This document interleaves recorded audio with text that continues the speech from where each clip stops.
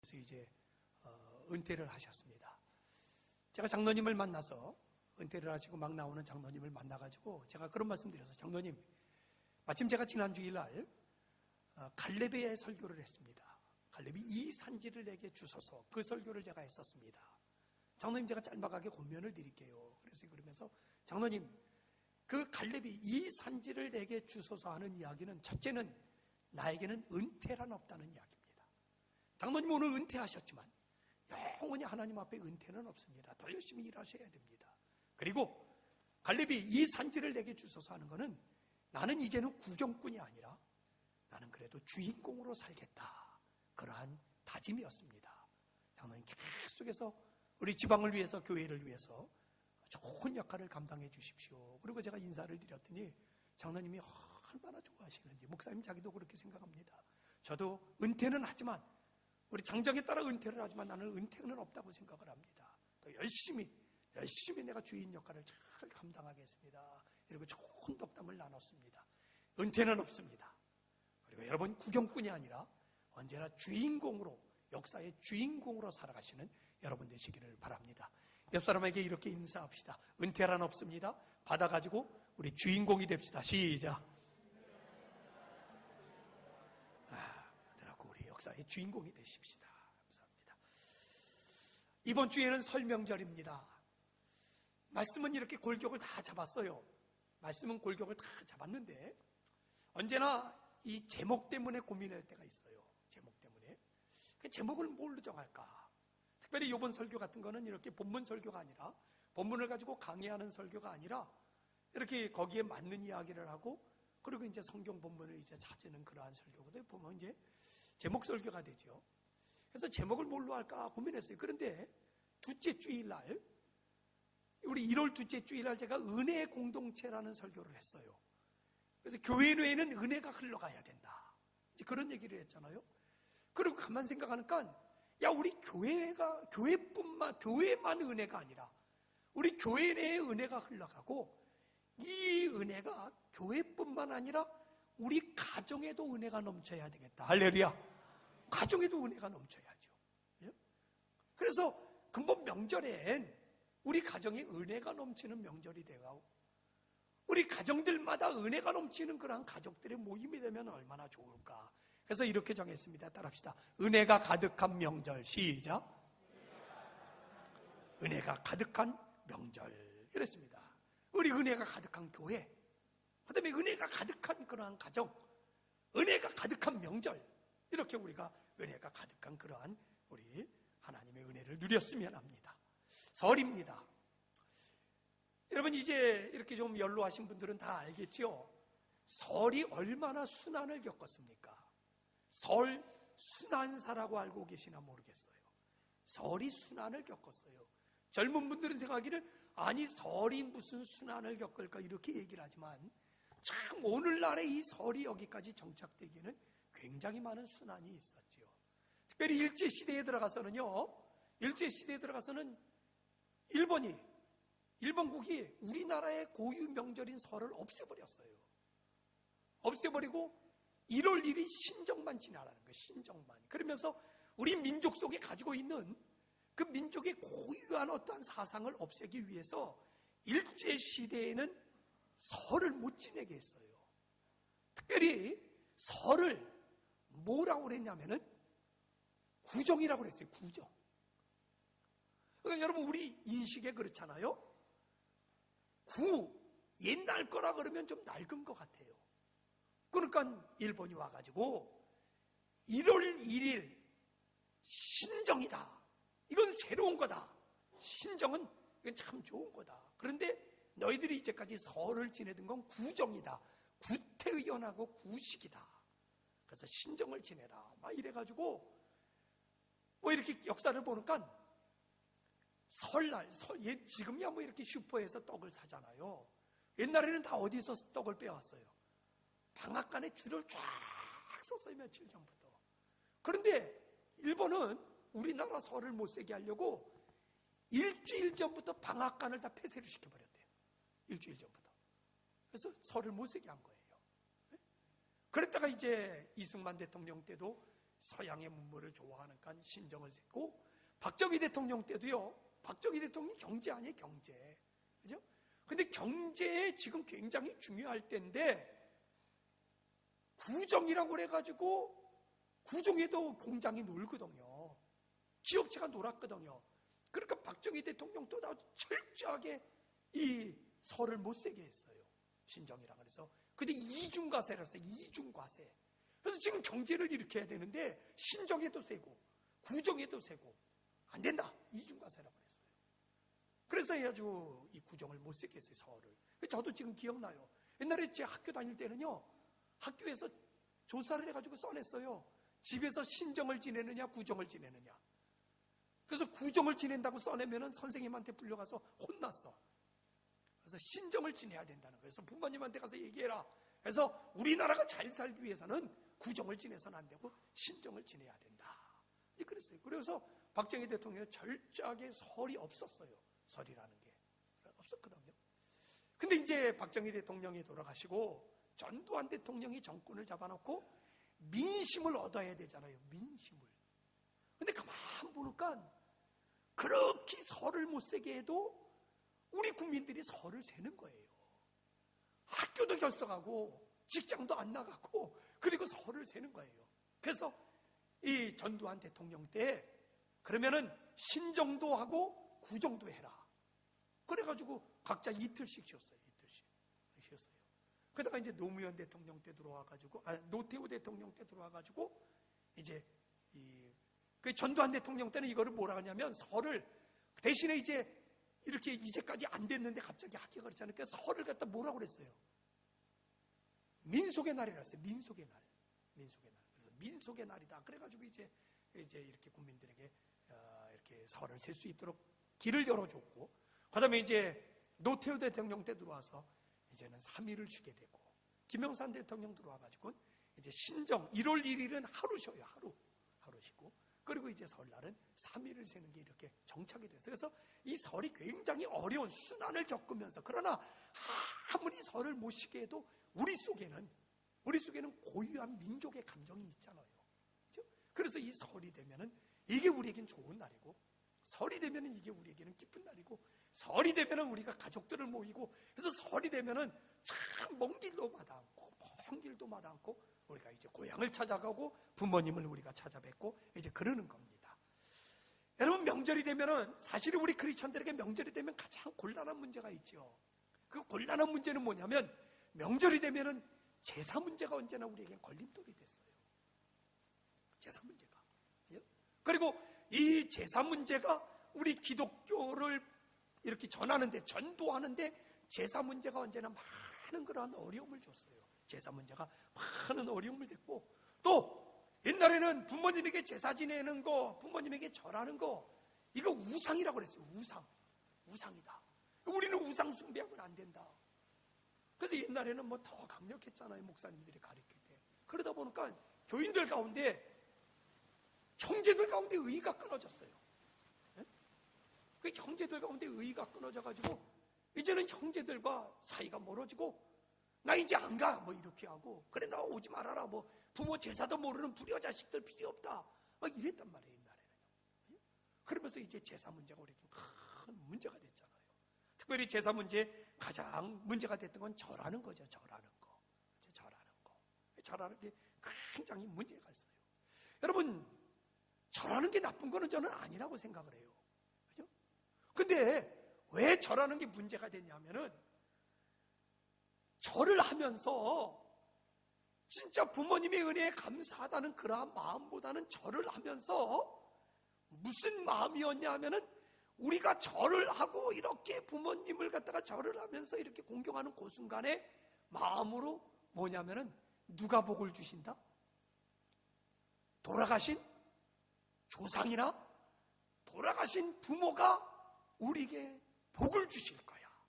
그래서 절을 하면서 이제 아버님 복 주세요 이렇게 하고, 또 뭐 조상들 제사를 지내면서 조상님들 우리가 참 제사를 드리고 모셨으니까 이제 우리 집에 복을 주시고 우리 자손을 복 주세요, 이제 이렇게 얘기를 했단 말이에요. 근데 여러분, 우리에게 복 주시는 분은 여호와 하나님인 줄로 믿습니다. 하나님이에요, 하나님. 자꾸만 절을 하다 보니까 제사를 지내고 자꾸만 절을 하면서 진짜 순수한 마음으로 부모님의 은혜에 감사하던 마음이 나중에는 우상이 돼버리는 거예요, 진짜. 그래가지고 돌아가신 부모님이 우리에게 복을 주고, 돌아가신 조상이 우리에게 복을 줘서 자손이 잘 되게 하고, 이제 이러한 마음을 가지고 우리가 제사를 지내고, 이러한 마음을 가지고 우리 절을 하다 보니까 이제 이게 우상이 되는 겁니다. 그러나 돌아가신 조상이 우리에게 복 주는 게 아니고, 돌아가신 부모님이 우리에게 복 주는 게 아니고, 우리를 복되게 하시는 분, 복의 근원은 오직 여호와 한 분인 줄로 믿습니다. 제가 아산에서 목회할 때 거기가 이제 대동이에요. 대동. 아산의 대동.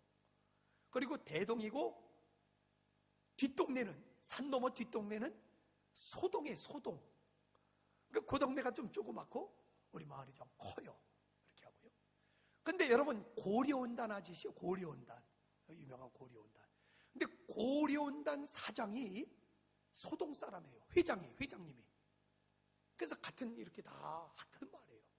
그 진짜 그 소동, 그 조그만 동네에서 진짜 인물 났죠. 고려회장. 근데 이분이 서울의 모 교회의 장로님이셔요. 그리고 그때 이제 우리 교회를 이렇게 오실 때마다 보면 이미 은퇴하신 장로님 같아요. 그 연세가 굉장히 지극하셔요. 그래서 비소를 대장하고 오셔요. 그런데 이 고려원단 회장님이 그렇게 장로님이고 서울의 큰 교회 장로님이 연세가 많으신데도 얼마나 겸손하고 인자하신지, 또 마을에 오면은 꼭 교회를 들려요. 저희 교회를 들려요. 진짜 시골의 조그만 교회인데도 꼭 들려요. 들려가지고 제가 왔다는 소식을 듣고 가면은요, 그러면 교회 안에 들어가셔가지고 비서는 밖에 서 있고 혼자서 교회 내에서 이러고 기도하고 계셔요. 기도하셔요. 그 연세 많으신 장로님이. 그리고 이제 제가 오면은 그런 목사님, 그리고 꼭 봉투를 2개를 줘요. 하나는 이거 교회의 헌금입니다. 그리고 하나는 목사님, 이거 목사님 필요한데 쓰십시오. 그리고 그 연세 많은 장로님이 그때 이제 제가 한 30대, 네, 그 연세 많은 장로님이 꼭 저에게 안수기도를 해달라고 그래요. 안수기도를 해달라고 그래서 그 연하신 목사님에게, 그 장로님에게 제가 안수기도를 하고, 참 진짜 인품이 좋고 참 존경할 만한 장로님이셔요. 근데 동네 사람들은 진짜 그 조그만 마을에서 고려온단 회장, 아마 제일 성공한 사람으로 그 사람을 꼽아요. 그러면서 동네 사람들이 이분이 이렇게 성공한 이유를 뭐로 끄냐면은 아버지 몇 자리를 잘 썼다는 거예요. 아버지 몇 자리를. 그러니까 우리 교회 앞산에다가 묘를 썼는데 또 그 몇 자리는 이렇게 들어가가지고 그 이렇게 산길을 지나가는데도 그 아버지 묘가 안 보이도록 이렇게 싹 숨겨져 있대요. 뭐 우리가 쫙 이렇게 튀었을 때가 못자리 좋다 그러지만 또 그 묘는 이렇게 숨겨져 있어요. 잘 못 찾겠어요. 근데 그게 또 명당짜리라고 뭐 동네 사람들 그래가지고 동네 사람들 소문이 파다하게 나고 나한테도 그 얘기를 많이 해요. 목사님 저분이 저렇게 성공한 거는요 묘를 잘 써서 그럽니다. 아버지 묘를 잘 써서 그럽니다. 근데 그게 이제 동네 사람들 소문이 파다하게 난 거예요. 근데 하루는 이 장로님이 저한테 전화가 왔어요. 그래서 목사님, 어머니가 이렇게 저 수원에 어머니 묘는 따로 있는데 이번에 그 토지가 다 수용이 되는 바람에 어머니 묘를 갖다가 아버지하고 합장을 시키려고 합니다. 합장을 시킨다는 거예요. 그런데 그 장례 예배를 목사님이 좀 주관해 주십시오. 저로서는 영광이죠. 저로서는 참 그 서울의 큰 교회 장로님이신데, 근데 아마 목사님이 사정이 있어서 못 내려오니까, 그러니까 목사님이 좀 어머니 오면은 이장 장례 예배를 갖다 저한테 좀 해주십시오. 이러고 저한테 부탁하는 거예요. 너무나 감사한 거예요. 그죠? 근데 그날 그 어머니 시신이 오는 날은 동네 잔치였어요. 잔치. 음식을 얼마나 많이 했는지, 그리고 소동 사람, 대동 사람, 동네 사람 다 모였어요. 다 모여서 진짜 이 마을에 성공한 사람이고 마을을 위해서 발전기구도 많이 내니까 마을 사람들이 다 모였고, 서울에서는 관광버스 하나가 교인들 다 싣고 나왔어요. 참 우리도 좀 그랬으면 좋겠어요. 이렇게 장례인데 교인들이 다 옷을 거의 통일했더라고요. 큼한 상복으로. 그러니까 참 보기도 좋아요. 그래서 관광차가 하나 내려오고 소동 사람, 대동 사람이 다 모였어요. 그리고 제가 예배를 드리는 거예요. 장례 예배를 드리는 거예요. 그러니까 얼마나 저에겐 영광이에요. 그래서 이제 장례 예배를 드리면서 이렇게 시신을 해가지고 이제 하관을 시키고, 그러면서 이제 동네 사람들 다 둘러섰어요. 그리고 거기 교인들 다 둘러섰어요. 그래서 예배를 드리면서 내가 이렇게 얘기했어요. 여러분, 여기 이 장로님이 고향을 떠나가지고 서울로 올라가서 크게 성공했습니다. 마을 사람들이 전부 다 이 마을에서 인물이 났다고 하는 크게 성공을 했습니다. 그리고 마을 사람들 전부 다가 얘기하기를, 이 장로님이 이렇게 성공한 거는 조상의 묘를 잘 써서, 아버지의 묘를 잘 써가지고 아버지가 돌아가신 조상들이 복을 줬다고 생각합니다. 여러분, 크게 잘못 생각했습니다. 이 장로님은 여기 소동에 있을 때는 예수를 안 믿었지만, 이 장로님은 여기 소동을 떠나가지고 서울로 올라가셔 그때부터 예수를 믿었습니다. 그리고 교회에 충실했습니다. 그리고 교회의 장로님이 됐습니다. 오늘 이 장로님이 성공한 것은 예수를 잘 믿었기 때문입니다. 아멘이에요? 동네 사람들도 다 고개를 끄덕끄덕해. 그리고 우리 교인들도, 목사님 진짜 말씀 잘했습니다. 동네 사람들이 뭐 묘자리를 잘 써서 그러니, 뭐 부모의 뭐 은덕이 좋으니 뭐 어쩌니 이럴 때마다 우리가 속상했는데, 목사님 진짜 목사님 말씀 잘했습니다. 묘자리를 잘 써서 조상이 돌아가신 부모가 복 주는 게 아니라 우리는 하나님 잘 믿었기 때문에 하나님의 은혜 속에 우리는 복 받았습니다. 할렐루야. 그게 이제 마을 사람들에게도 인식이 돼버린 거예요. 그래서 전도할 때도 굉장히 좋았어요. 교인들이 가서 전도할 때도 저 고려온단 회장이 복 받은 거는 예수 잘 믿었기 때문에 그러는 거야. 예수 잘 믿어서 복 받았어. 그러니까 당신도 예수 믿어, 이러고 전도하는데 훨씬 수월해졌어요. 여러분, 그럼 우리가 설명절을 지내면서 또 우리가 혹시나 그 우상의 마음이 돼버리는데, 돌아가신 부모님이 아니면 돌아가신 조상이 우리에게 복을 준다가 아니라, 우리가 설명절에 예배를 드리며 추도식을 드리면서 우리 가정을 지켜주시고 우리 가정을 인도하시고 우리 가정을 건강하게 하시고 우리 가정을 이렇게 복되게 하신 거는 바로 여호와 하나님이십니다 하고 하나님 앞에 먼저 영광을 드릴 수 있는 그러한 명절이 될 수 있기를 주님의 이름으로 축원합니다. 우리는 이제 설명절을 지내는데, 여기 이제 동남아권의 설명절을 지내는 나라가 세 나라래요. 우리나라하고 중국하고 베트남이래요. 베트남이 이제 설명절을 이렇게 지내는데, 참 우리도 이제 설명절 요란스럽게 지내죠. 고속도로가 메이고 막 고향 가는 길이 10시간씩 걸리고 막 이래도 하여튼 설명절 가잖아요. 알고요. 근데 중국은 춘절이라고 그래요. 춘절. 이 설을 춘절이라고 그래요. 중국이 춘절을 지내는 건 또 우리보다 상상을 초월해요. 거기는 한 달 전부터 휴가예요. 한 달 전부터 휴가고 한 달 전부터 준비를 해요. 그런데다가 제가 마침 중국 여행을 하는데 2번이나 춘절에 중국 여행을 했어요. 춘절에, 설날에 이제 중국에 여행을 했는데, 중국의 춘절의 가장 큰 특징은 뭐냐면 폭죽이에요. 폭죽.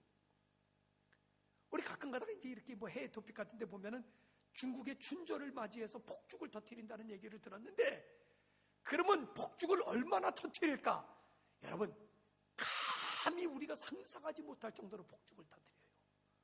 얼마나 폭죽을 터뜨리는지, 그날 밤에 폭죽을 터뜨릴 때 한 가정당 평균이 120만 원어치를 폭죽을 터뜨린대요. 120만 원. 우리는 한 12,000원어치를 하네요. 근데 그들은 120만 원어치를 폭죽을 터뜨리고, 길가에 상가에 나가면은요, 폭죽들이 빨간 이렇게 싸가지고, 폭죽이 얼마나 많은지, 어느 거는요 내 허리만한 폭죽도 있어. 그런 걸 하나에 터뜨리는 거예요. 어느 거는 쫙 줄을 매달아가지고 폭죽을 불을 딱 당겨놓으면요 5분 동안 터져. 파파파파파파파파파파 하고 5분 동안 터져. 하여튼 온통 중국에 막 사방에 막 그냥 천지가 진동하는 폭죽 소리예요. 그리고 아침에 춘절을 끝나고 아침에 가보면은요 길가에 폭죽을 터뜨린 껍데기가 발이 푹푹 뻗질 정도로 길가에 쌓여 있어요. 그러니까 얼마나 폭죽을 많이 터뜨리는 거예요. 그래서 내가 물어봤어요. 아니 대체 이 사람들은 왜 이렇게 폭죽을 많이 터뜨리냐? 그랬더니 가이드가 하는 얘기가 왜 폭죽을 터뜨리냐? 왜 그럴 것 같아요? 이 폭죽 소리에 누가 놀래서? 귀신이 놀래서 도망간다는 거예요. 귀신이 놀래서. 폭죽 소리에 귀신이 놀래가지고 다 도망간다. 그래서 1월 1일 이 설날 금음날 춘절에 1년을 시작하는 날 폭죽을 많이 터뜨리고 폭죽을 요란스럽게 터뜨리면은 귀신들이 놀라가지고 다 도망가 버린다네. 그래서 1년이 편하다. 그래서 그렇게 사람들이 폭죽을 터뜨리는 거예요. 그래서 내가 중국 여행을 갔다 와서 그 당시에는 제가 교회 주보에다가 칼럼을 썼어요. 칼럼을 썼었는데 제가 그렇게 칼럼을 쓴 기억이 나요. 폭죽은 뭐냐면 귀신은 폭죽 소리에 놀라 도망가는 게 아니라 예수의 이름에 놀라 도망갑니다. 이렇게 썼어요. 예? 귀신은 폭죽 소리에 도망가는 게 아니에요. 귀신은 오직 예수의 이름에 귀신은 두려워하고 예수의 이름을 귀신은 무서워해서 나사렛 예수의 이름으로 명령할 때 귀신이 떠나게 되는 줄로 믿습니다. 복의 근원도 우리 주님이시고 우리를 보호하시고 우리를 인도하시고 우리를 안전하게 하시는 분도 바로 우리 주님이신 줄로 믿습니다. 그래서 우리가 명절에 제사를 잘 지내면은 복을 받고 제사를 잘 지내면 귀신이 다 놀라서 도망가고 이렇게 얘기하지만 그러나 복 주시는 분도 여호와 하나님이시오. 우리를 지키고 우리를 인도하시는 분도 여호와 하나님이시오. 사탄 마귀를 쫓아내는 분도 예수 그리스도라는 것을 믿고 여러분 명절을 잘 은혜롭게 지키기를 주님의 이름으로 축원합니다. 제사에 대한 여러 가지 유래가 있어요. 근데 참 재밌죠. 원래는 우리나라는 제사가 없었어요. 고려 시대에도 제사가 없었어요. 그리고 조선 시대에 들어와서 제사를 지내는데 이 제사는 왕열 제사예요. 왕이나 제사를 드렸고 그 중에 특별하게 고관 대작이 제사를 지냈지 일반 사람은 제사가 없었어요. 일반 사람은. 근데 왕이 제사를 드릴 때 이 제사는 극히 정치적이었다고 그러네. 정치적으로. 왕은 절대 권력을 가지고 있어요. 근데 이 왕의 절대 권력을 강화하는 방법이 여러 가지가 있는데 그 중에 가장 대표적인 게 초월적인 권위를 세우는 게 바로 제사라는 거예요. 그래서 여러분 우리나라에 종묘라는 게 있잖아요. 서울에 가면 종묘가 있어요. 종묘. 서울의 종로 4가에 종묘가 있는데 그 종묘는 조선시대 역대 왕들을 모시는 거예요. 왕들을. 그리고 그 종묘가 왕 궁궐보다 경복궁보다 커요. 거기가 종묘가. 그리고 저 종묘에 가면은요 왕이 거기 가가지고 제사를 지내는 거예요. 그러면서 왕의 권위는 어디서 왔다는 거예요? 돌아가신 왕에게서, 돌아가신 왕들, 돌아가신 역대 조상들이, 돌아가신 역대 왕들이 이 왕의 권위를 세워주는 거예요. 그래서 돌아가신 왕이 나를 이렇게 세우고 돌아가신 왕이 나를 갖다 이렇게 보좌하고 있기 때문에 내 권세가 있다. 이러고 왕이 자기의 권세를 강화하려고 제사를 지낸 거예요. 그러다가 그게 이제 아주 굉장히 높은 사람들이다가 그러다가 조선시대면 점점 일반 사람에게 내려가요. 그러니까 일반 사람들도 아버지 제사, 아버지의 권위, 그 가정의 가부장, 아버지의 권위를 세우기 위해서는 제사를 지내는 거예요. 제사를 지내면서 이 가정에 조상 대대로 내려오는 가부장적인 권세, 권위를 나타내기 위해서 제사를 지내요. 근데 이제 문제는 뭐냐면 그럼 제사를 지내다 보면 그래서 4대까지 지냈단 말이에요. 4대까지. 근데 제사를 지낼 때 그러면 제사를 지내면서 돈이 필요하잖아요. 그죠? 돈이 필요한 거예요. 그러니까 어떡합니까? 그러니까 조선시대에 들어와 가지고요 장남이 제사를 지낸다고 장남에게 유산을 준 거예요. 장남에게. 그럼 고려시대, 그 전에 고려시대 놀랍게도요 고려시대에는 오히려 모든 자손들에게 균등하게 유산을 줬대요. 하물며 딸들까지도. 근데 조선시대에 들어오면서 제사를 지내게 되고 제사를 지내니까 제사를 지내는 돈이 필요하니까 그러니까 장남에게 제사를 다 주고 다른 국물도 없고 그래 버렸던 거예요. 이렇게 변하는 거예요. 그래서 이제 제사를 지내고 이제 그러는 겁니다. 그래서 옛날에 제사를 얼마나 많이 지냈습니까? 그죠? 제사를 얼마나 많이 지냈어요. 그래서 뭐 이렇게 뭐 일이 잠깐만 닥친다면, 뭐 일이 잠깐만 생기면은 사람들이 그런 말을 하잖아요. 없는 집 못 알아오듯 한다고? 제사 돌아오듯 한다고. 그러니까 1년에 제사를 얼마나 많이 지냈어요. 막 제사를 막 많이 지냈어요. 그러니까 뭐 이번에도 제가 이렇게 좀 인터넷 검색을 해보니까 막 여자들이 다 제사 반대하더라고. 여자들이 이거 뭐 시대에 뭐 되겠다 뭐 이렇게 했다 뭐 너무나 힘들어요. 음식 만드는 게 힘든 거예요. 그런데 제가 서울에 있을 때 교인이 왔어요. 새로 이렇게 새로운 교인이 왔어요. 새로운 교인이 왔는데 이분이 나에게 충격적인 얘기를 해요. 그러니까 왜 교회에 나옵니까? 왜 나오셨습니까? 그런데 이분이 교회에 가면은 뭐 안 지낸다고? 제사 안 지낸다고 그래서 왔다는 거예요. 제사 안 지낸다고. 하도 제사가 많아가지고 내가 너무너무 힘든데 얘기를 들어보니까 교회를 가면은 제사를 안 지낸다고 그러길래 내가 교회로 내가 종교를 개종했습니다. 그래서 내가 교회 다닐 겁니다. 이러고 온 거예요. 착각하지 말라고 그러셔요. 우리는 제사를 안 지내지만 우리에게는 뭐가 있다는 거예요? 추도식이 있잖아요. 추도식. 나는 그래요. 유교의 방식은 제사지만 기독교의 방식은 추도식이에요. 근데 사람들의 인식이 잘못된 게 기독교는 교회는 제사를 안 지낸다 이렇게 인식을 하고 있어요. 그러다 보니까 불효 종교요. 그러다 보니까 저 교회 다니는 것들은 부모도 모르고 저 교회 다니는 것들은 조상도 모르고 너희들은 어디서 나왔냐? 부모들 몸에서 나왔지 너희들이 어디서 나왔냐? 그런데 부모도 모르고 조상도 모르는 불효한 거라고 많이 오해를 받았잖아요. 근데 난 그렇게 안 해요. 그 사람들이 그렇게 얘기해요. 유교의 방식은 제사지만 우리에게는 그거보다 더 훌륭한 부모를 생각하는 부모를 공경하는 그러한 우리도 이 제사가 있는데 우리는 그걸 추도식이라고 한다. 추도식으로 한다. 이렇게 얘기를 해요. 근데 사람들이 착각하기를, 교인도 착각하기를 옛날에 제사를 지낼 때는 어떻게 했어요? 제사를 지낼 때는 가서 목욕하고 왔잖아요. 제사를 지낼 때는 사모관대 다 차려 입었잖아요. 제사를 지낼 때는 음식을 정성스럽게 만들었잖아요. 정성스럽게 했잖아요. 그런데 이제는 추도식 그래도 교회에서는 제사 안 지내니까 그냥 교회에서는 형식적으로 하는 거니까 그러니까 보니까 추도식을 한다고 그러면서 정성이 없어요. 소홀해요. 형식적으로 드려요. 우리 교회는 없지만 농촌에서 있을 때는요, 교인들이 저한테 많이 부탁해요. 목사님 이번에 추도식입니다. 아버님 기일입니다. 아니면 명절 때도 그랬어요. 그래서 우리 둘째 날 때가 설날이었거든요. 근데 둘째 날 때 난 가보지도 못했어. 왜? 설날인데도 교인들이 나한테 와서 예배를 드려달라고 그랬어요.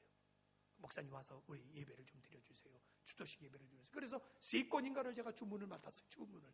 그래가지고 설날에 가서 이제 교인들 아침마다 이렇게 다니면서 예배 드려주느라고 우리 둘째 날 때도 내가 가보지를 못했어요. 그랬거든요.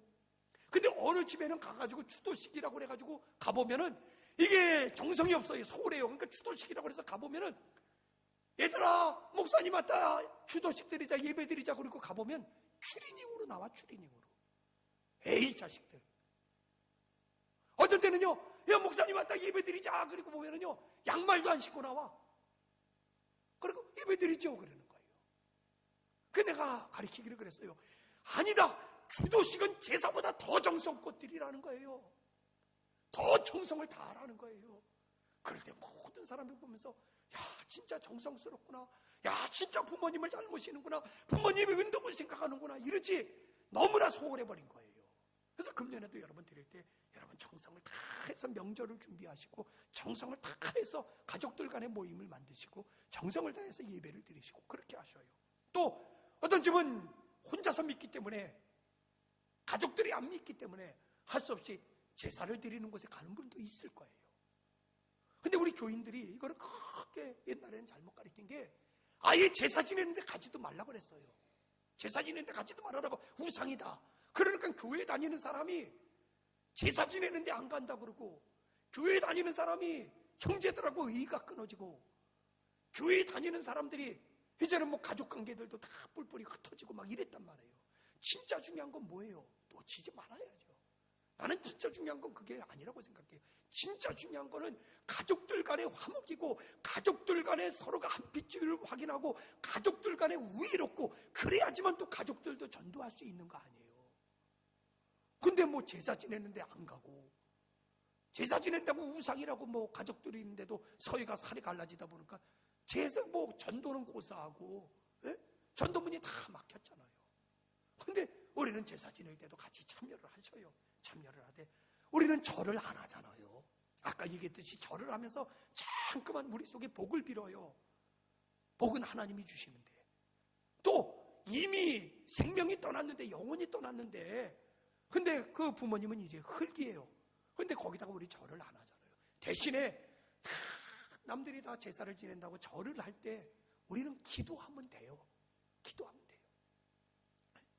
그 시간에 같이 참석해가지고 무릎을 꿇고 기도하세요. 근데 난 참 감사한 건, 옛날에는 기독교 문화가 없었는데 지금은 사회에 기독교 문화가 많이 들어갔어요. 기독교 문화가. 또 시대가 바뀌었어요.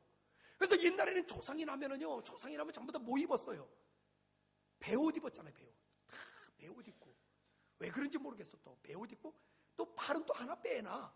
그죠? 팔은 또 하나 빼가지고 뭐 이렇게 한쪽은 팔 내놓고 이렇게 걷어가서 왜 그럽니까? 그랬더니 모르겠대. 누구는 또 그러더라고. 아, 불효 자식이 어떻게 옷을 제대로 입냐고. 뭐 그랬어요. 근데 요즘은 또 이거 배옷 안 입잖아요. 다 양복 입고, 요즘은요 다 상가집에 가면은요, 어떤 사람은 절하는 사람도 있지만 상가집에 가면 다 꽃들 갖다 놔요.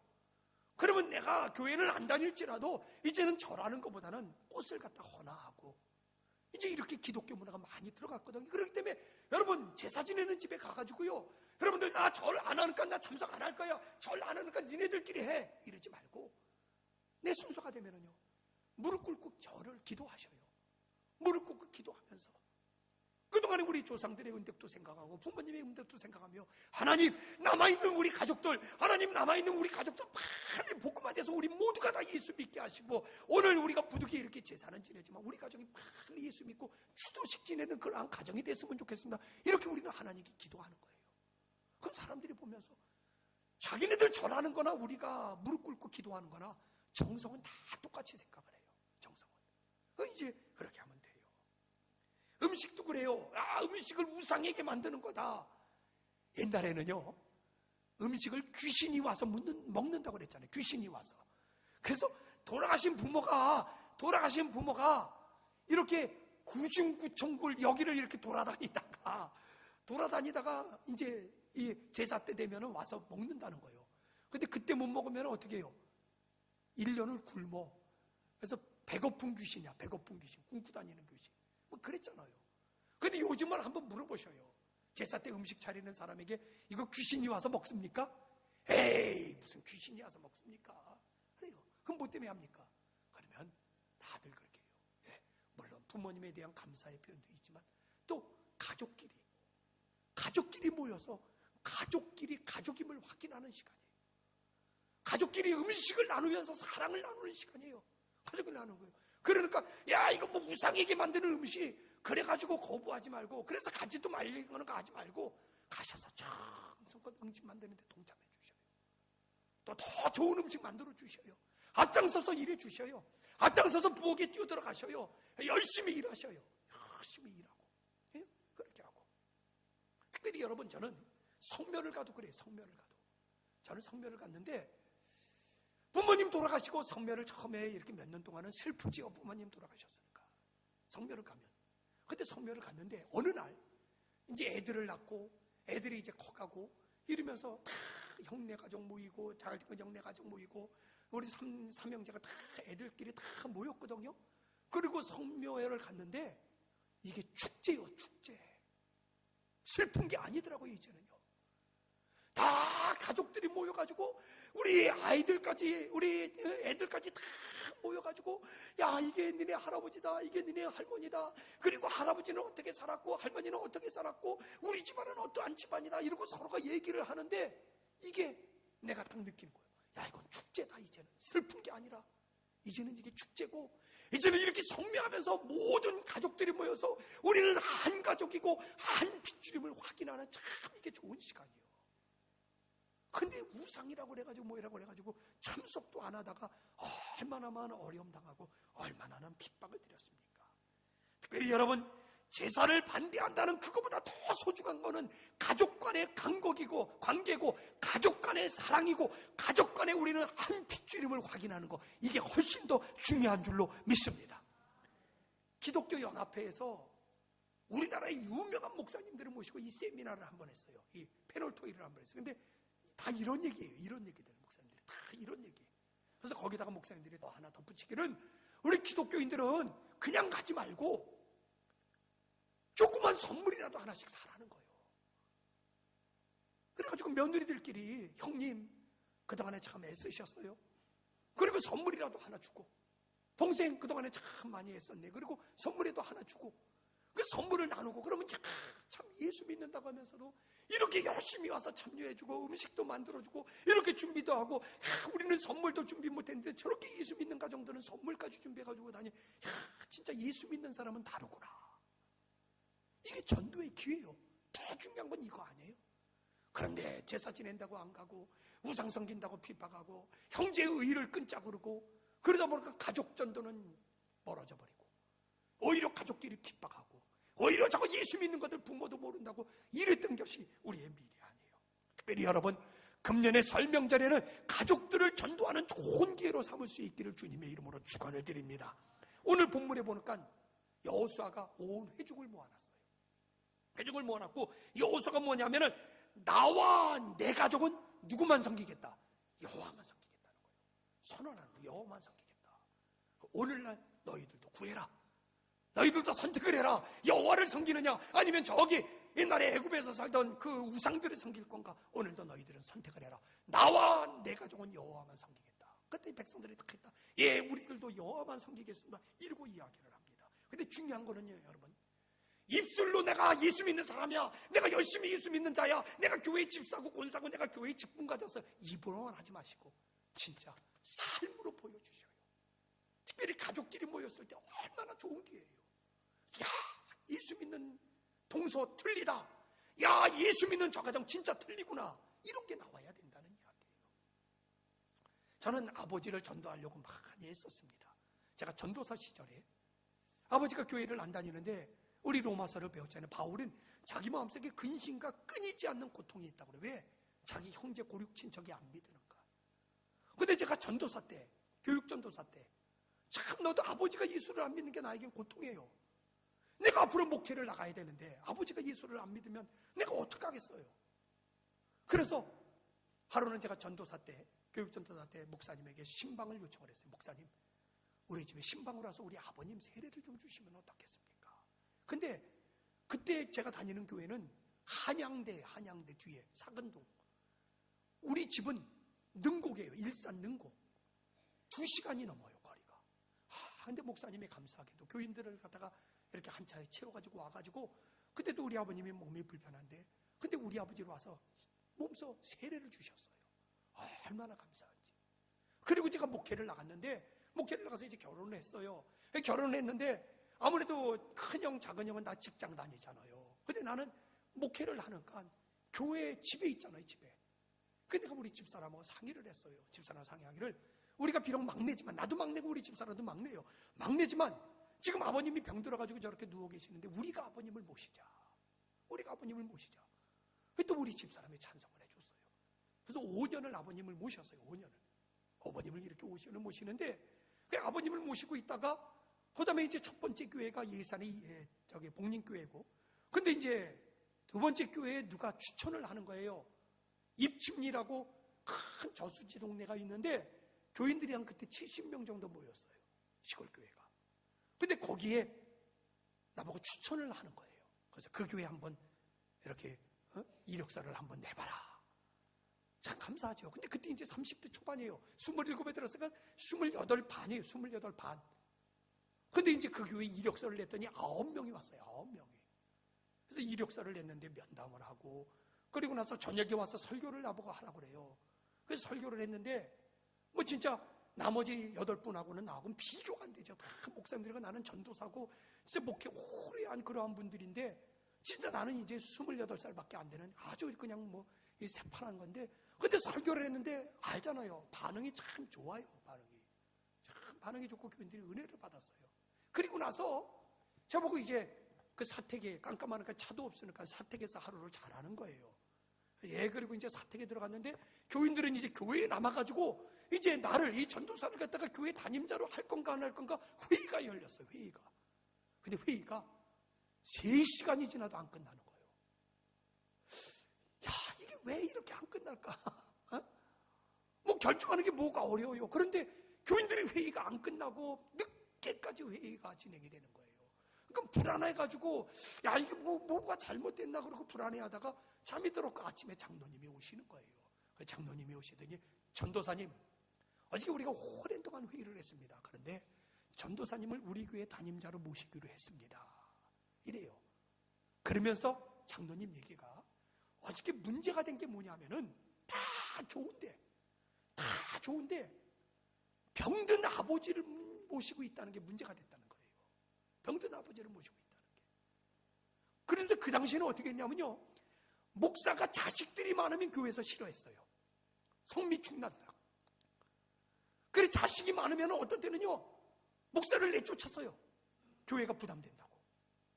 근데 교인들이 문제가 된 게 뭐냐면, 아버지를 모시고 계시는데, 병든 아버지를 모시고 계시는데, 이 병든 아버지를 모시고 있는 게 교인들에게 부담이 된다는 거예요. 문제가 된다는 거예요. 그래서 그것 때문에 어저께 그렇게 막 난상 토론이 벌어진 거예요. 그런데 황삼성 권사님 한 분이 있다가 이렇게 얘기를 했대요.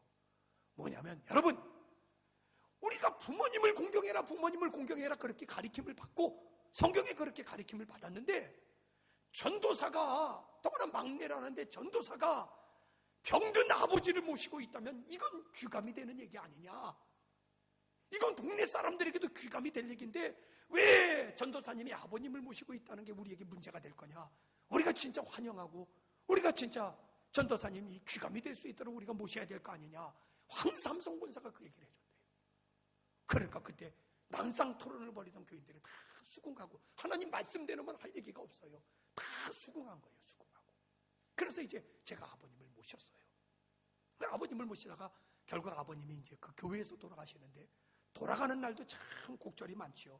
돌아가는 날 대의원 딸이 있었어요. 26살 딸인데, 제가 가끔 얘기할게요. 암병에 걸려가지고 죽어가면서 할아버지 불러다가 나중에 천국에서 만나, 예수 믿고 천국에서 만나, 할머니 불러다 예수 믿고 천국에서 만나, 다 이러는 대의원 딸. 근데 옛날에는 우리가 이렇게 집에서 돌아가잖아요. 그러면 우리가 예배를 드려요. 계속 찬송 부르고 말씀하고 회개기도 시키고 영적기도 시키고 찬송하고 기도하고 회개기도 영적기도 이랬어요. 근데 이 대의원 딸이 마지막에 한 2시간을 예배 드리는데 배가 이남해졌는데 나보고, 목사님 저는 걱정하지 마세요. 난 천국 가요. 천국 가니까 목사님 걱정하지 말고 너무나 힘들어 하셔요. 목사님 그만 내려가셔요. 이러고 대의원 딸이 얘기를 하더라고요. 그래서 이제 우리가 내려오면서 제가 교인들에게 이렇게 얘기했어요. 분명히 이 대의원 딸 오늘 밤을 못 넘긴다. 오늘 밤을 못 넘기기 때문에 모든 교인들은 집에서 대기하고 있다가 속장들에게 연락이 가면 전부 다 모여야 된다. 그래서 교인들이 다 그렇게 약속하고 갔어요. 가고 이제 저는 집에 내려왔는데 그때 아버님이 조금 건강이 안 좋으셔져요. 근데 마침 12월 30일 날, 그러니까 큰 형도 오고 작은 형도 왔어요. 그래서 큰 형이 와가지고 요프레이를 샀어요. 요프레이를 사왔더라고요. 그 요프레이를 사와가지고 아버님을 이렇게 일으키셔가지고 아버님이 벽에 기대고 큰 형이 요프레이를 아버지에게 떠드렸어요. 이렇게 떠드렸어요. 근데 아버님이 요프레이를 먹다가 갑자기 헉 그러더니 그냥 돌아가신 거예요. 지금 생각하니까 아마 이게 요프레이를 떠드리는 게 기도로 들어간 것 같아요. 기도로. 숨이 막힌 거예요. 좀 상식이 있었다면 이렇게 엎드려가지고 어떻게 좀 숨호흡을 하게 하면은 뱉어가지고 살을 수 있었는데, 뭐 그때는 그런 지식도 없었고 경황도 없어가지고, 그래서 아버님이 이렇게 요프레이를 떠드시다가 가시더니 그냥 돌아가신 거예요. 그 교인들에게 연락이 간 거예요. 목사님 아버님이 돌아가셨다니까 막 교인들이 와서 깜짝 놀란 거예요. 아니, 대의원 딸이 죽을 줄 알았는데, 대의원 딸이 오늘 죽을 줄 알았는데, 아니 목사님 아버님이 떠나가시다니 이게 무슨 일이냐고 교회가 난리가 난 거예요. 그래서 이제 아버님 장례를 치르는데 쌍초상이죠. 쌍초상. 그래서 아버님 염을 해드리고 쫓아 올라가서 대의원 집에 올라가가지고 염하고 내려와서 아버님 예배드리고 쫓아가서 대의원 집 예배드리고 이렇게 해서 쌍초상을 갖다 같이 치른 거예요. 같이 치르는데 동네 사람들이 이제 문상을 오잖아요. 그런데 여러분 목사의 집안에 초상이 났는데 교인들이 나오지 동네 사람들이 오겠어요? 그런데 동네에 소문이 나기 시작한 거예요. 소문이 나기를 목사님이 병든 아버지를 모시고 계셨다는 게 소문이 난 거예요. 그리고 대의원집 딸하고 쌍초상이 났는데 목사님이 자기네 집 소상이 났는데도 자기 아버지 염을 하고 올라가서 또 염하고 와서 예배드리고 또 올라가서 대의원집에 예배를 드리고 이렇게 소문이 난 거예요. 그러니까 생각도 안 했는데 동네 사람들이 문상을 오기 시작하는 거예요. 동네 사람들이 교회 문상이 왔어요. 마지막 날 장로님이 쫓아오더니 목사님 놀라운 일이에요. 그래서 왜요? 무슨 일인데? 목사님, 동네 사람들이 90%가 넘게 문상이 왔다는 거예요. 이건 있을 수 없는 일이었다는 거예요. 사실은 장로님들하고 동네 사람들하고 사이가 안 좋았어요. 그래서 교회하고 동네 사람들하고 이질감이 있었어요. 그런데 동네 사람들이 그렇게 왔는데 장로님들이 다 동네 사람 문상 온 사람들 명단을 조사했더니 90%가 왔더라는 게 90%가. 제가 왜 이 말씀을 드리냐면 여러분, 아무리 입으로 내가 크리스찬이요, 아무리 내가 입으로 성경에 우리가 부모를 공경한다고 얘기하지만 입으로가 아니라 몸으로 보여주세요. 몸으로 부모를 공경하고 몸으로 형제들 가운데 사랑을 나누는 거를 이거 우리가 실천을 하고 몸으로 보여준다면 안 믿는 형제들도 감동받을 것이고 많은 사람들이 보면서 야, 저 집에는 교회를 다닌다고 하는데 진짜 교회 다니는 사람 듭니다. 이렇게 될 거 아니에요. 근데 우리가 입으로는 얘기하지만 생활은 그렇지 못했던 거예요. 그렇기 때문에 예수 믿는 자들은 불효자고 예수 믿는 자는 조상도 모르고 부모도 모르고 늘 이러고 갔던 거 아니에요. 여러분, 근본 명령은요, 우리가 진짜 가서 온 가족끼리 은혜를 넘치게 만드는 그러한 여러분 되시기를 바랍니다. 그래서 가족 행사에 열심히 참석하고 가족 행사에 쫙 서려서 같이 돕고 부모님이 계시다면 우리 기독교의 우리 가르침은 뭐예요? 돌아가셔서 부모를 갖다 모시는 것보다 살아계실 때 부모님에게 잘 해드리셔요. 살아계실 때 정성을 다하셔요. 그리고 혹시나 부모님이 돌아가셨다면 우리 그러잖아요. 부모님이 돌아가시면 형제끼리 별로 왕래도 없어요. 형제들끼리 별로 모이지도 않아요. 그러나 부모님 돌아가셨어도 크리스천 되는 여러분들이 중심이 돼가지고 형제들끼리 잘 우애 있게 하고 최선을 다해서 형제들끼리 서로가 사랑을 나누고 서로가 해가지고 야, 진짜 예수 믿는 사람은 다르다, 예수 믿는 가족은 다르구나, 이렇게 소문 나면서 이 명절에도 교회도 은혜롭지만 여러분의 가정에도 은혜가 들어가는 그러한 은혜로운 명절 될 수 있기를 주님의 이름으로 축원을 드립니다. 우리 명절 잘 지키시고 명절의 은혜가 넘칠 수 있기를 바랍니다. 우리 찬송을 드립시다. 우리 가정에 대한 찬송을 드릴까요? 에덴의 동산처럼.